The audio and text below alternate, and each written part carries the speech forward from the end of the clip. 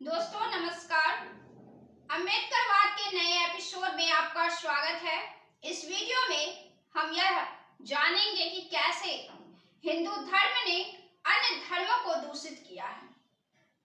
सुनने में हमें अवश्य ही बुरा लग सकता है कि क्या हिंदू धर्म ने अन्य धर्मों को दूषित किया है। अम्बेडकर ये क्या बोल रहे हैं, क्यों बोल रहे हैं?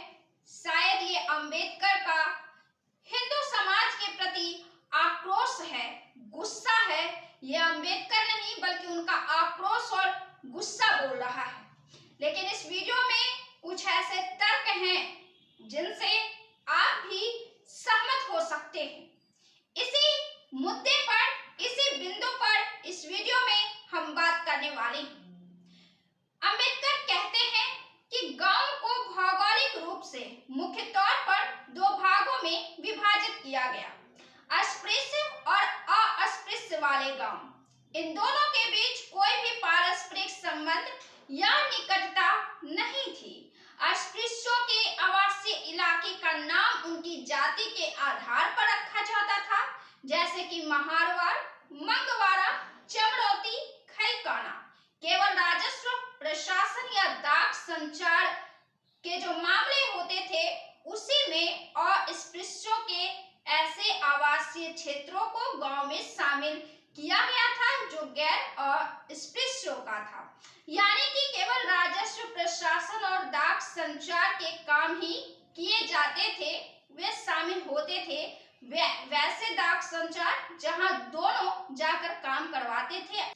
सामान्य तौर पर भारतीय समाज और विशेष रूप से भारतीय गांव अमेरिका या यूरोपीय समाज से भिन्न होते थे, जहां व्यक्ति अपने व्यवसाय, आवास, पत्नी, राजनीतिक दल को चुनने के लिए आजाद होते थे।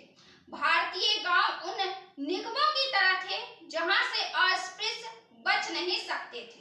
ऐसा इसलिए था क्योंकि लगभग हर तरह के समाज में उनके संबंध भारतीय गांव के सामाजिक ढांचों के द्वारा पूर्व निर्धारित हुआ करते थे, जिन्हें अस्पृश्यों के अनुरूप बनाया गया था, निर्मित किया गया था। इस प्रकार हम तर्क दे सकते हैं कि विकृत निष्ठा और अपमान के बावजूद संस्था के वजूद को कम किया गया और अस्पृश्यों को गांव के ढांचे की परंपरागत दमनकारी व्यवस्था में शामिल किया गया, जिसने गांव को अस्पृश्यों हेतु एक काल कोठरी में तब्दील कर दिया। अम्बेडकर ने अस्पृश्यों और बहिष्कृतों के बीच विभेद को स्पष्ट किया है। सूक्ष्म विभेद है लेकिन काफी बड़ा विभेद है। वे बहिष्कृत को परिभाषित करते के लिए मनु का हवाला देते हैं और कहते हैं कि एक बहिष्कृत व्यक्ति वह व्यक्ति था जिसे उसकी जाति द्वारा किसी तरह की औपचारिक विधि से बाहर रखा गया था। एक बहिष्कृत व्यक्ति को मनु ने अंतिम संस्कार करने का आदेश दिया, इसलिए एक बहिष्कृत को मरे हुए के समान माना जाता था।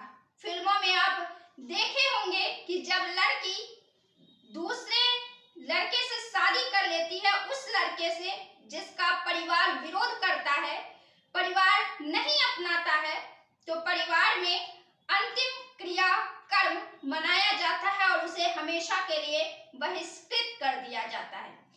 उन्हीं बातों को यहाँ बताया जा रहा है।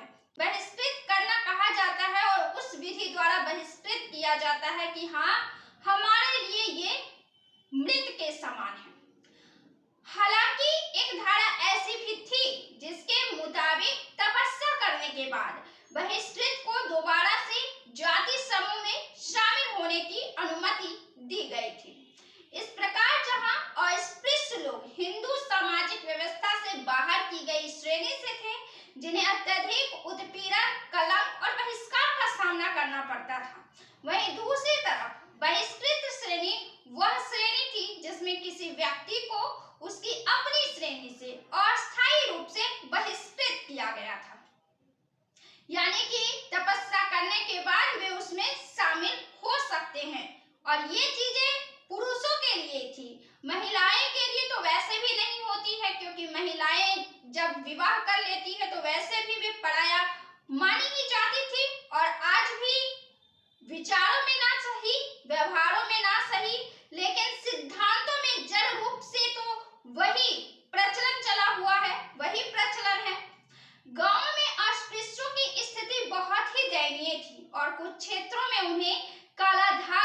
पहनने के लिए विवश किया जाता था, ताकि उनकी वजह से अज्ञानता से भी अपवित्र होने की कोई संभावना कहीं भी शेष ना बचे। अंबेडकर अपने लेखन और भाषण के तीसरे खंड में यह कहते हैं कि मनु का मत था कि बहिष्कृतों द्वारा दिए गए भोजन नहीं कर सकते और उनके द्वारा उपलब्ध कराए गए स्थान पर नहीं रह सकते। इसके अलावे घर के मालिकों को यह सुझाव भी दिया गया कि वे कुत्तों, बहिष्कृतों, चंडालों और रोगियों को भोजन जमीन पर ही दें। अस्पृश्यों के विरुद्ध अत्यधिक घृणा के उदाहरण भी तथाकथित सांस्कृतिक रूप से विकसित स्थानों पर पाए गए। उदाहरण के लिए आपको बताएं कि द्वारका, बॉम्बे प्रेसिडेंसी में जो थी, उस समय अस्पृश्यों को सड़क पर गैर अस्पृश्यों की सुविधा के लिए ताली बजानी होती थी और पोस्ट पोस्ट चिल्लाना होता था। इसी प्रकार दक्षिण भारत में मद्रास प्रेसिडेंसी के चेरोमन जाति के लोगों को उच्च जातियों से 30 फीट दूर खड़ा होना होता था। उन्हें ब्राह्मणों के गांव या मंदिरों अथवा जलाशयों में प्रवेश की अनुमति नहीं होती थी। आजादी के कितने साल बीत गए, देश कहां से कहां पहुंच गया, ये तो आप भी जान रहे हैं। लेकिन पश्चिम बंगाल में एक मंदिर में आज भी दलितों का प्रवेश वर्जित था और प्रशासन की उपस्थिति में 5 दलित लोगों ने मंदिर में जाकर पूजा पाठ की।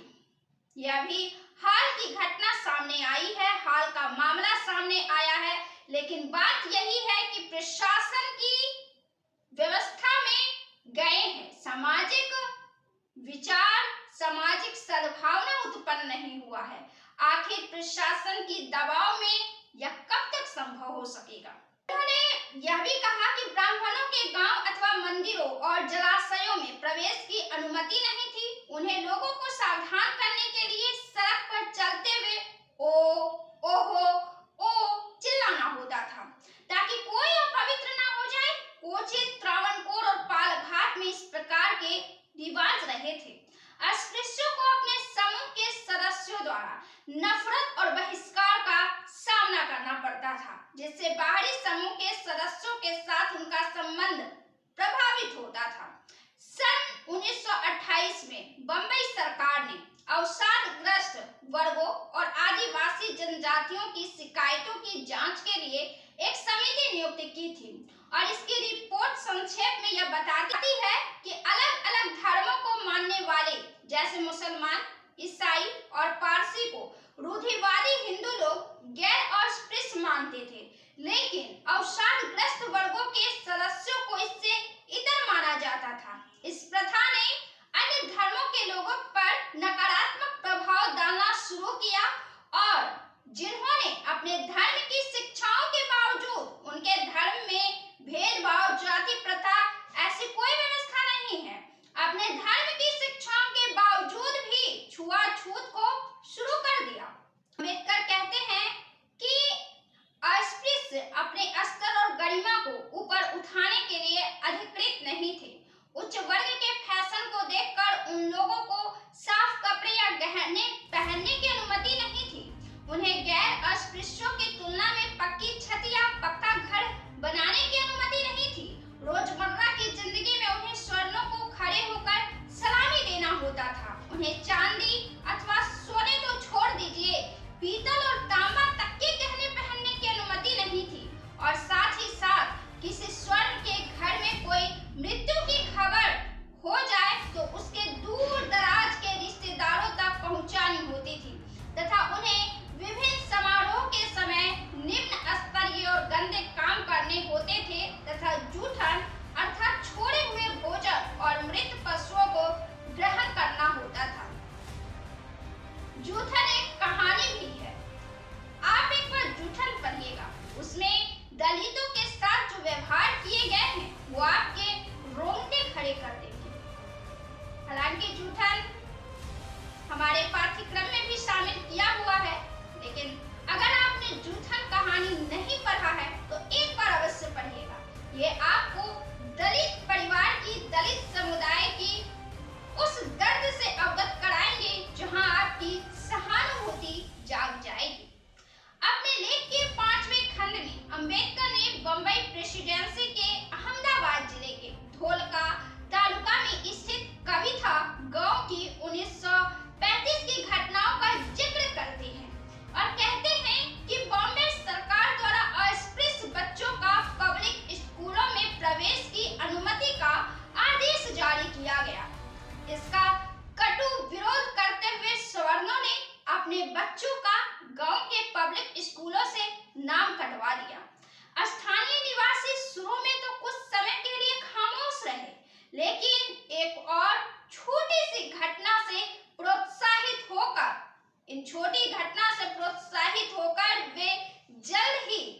अपने असली रूप में आ गए, अपनी असली चरित्र को दिखा दिया, अपनी असली गुण को दिखा दिया, अपनी असली नफरत की भावना को पचा नहीं पाए और उन्होंने अस्पृश्यों के घरों पर हमला किया, विशेष रूप से उन घरों पर जिन्होंने पब्लिक स्कूलों में प्रवेश के लिए आवेदन दिया था। इसलिए अंबेडकर कहते हैं कि हम यह निष्कर्ष निकाल सकते हैं कि अस्पृश्यों का गांव की संरचना में शामिल करना एक झूठा